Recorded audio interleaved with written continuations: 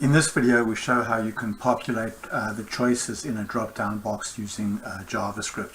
So you can see here we've actually implemented a cascading drop-down boxes using JavaScript. So when we open up the first drop-down, we get a list of countries, and if I choose, say, Canada, and then I open up the second drop-down, I get a list of cities in that country. So let's go now and choose, for example, the USA, and then go there and we can open up our list of choices. So the way in which we did this, you can see if we go back to the builder here, you can see we have two drop downs, one called country and one called city. And the country drop down, we've gone here and we've said that the choices for the country drop down are JavaScript and then the name of a JavaScript function. So this information can be obtained by clicking on the how to populate the control using JavaScript.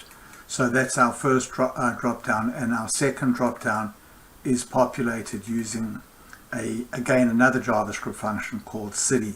So we have two JavaScript functions, one called country and one called city.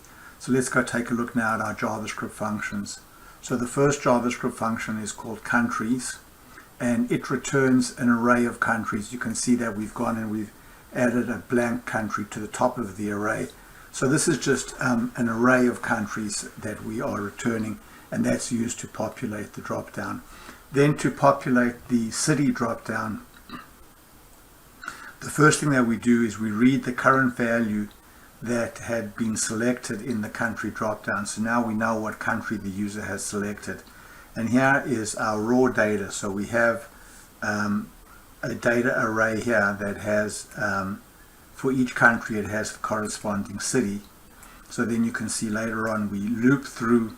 So we start out with an empty array, we add a blank choice to the top of it, and then we loop over all of the data in this array, checking to see which items match the selected country. So this is this line over here.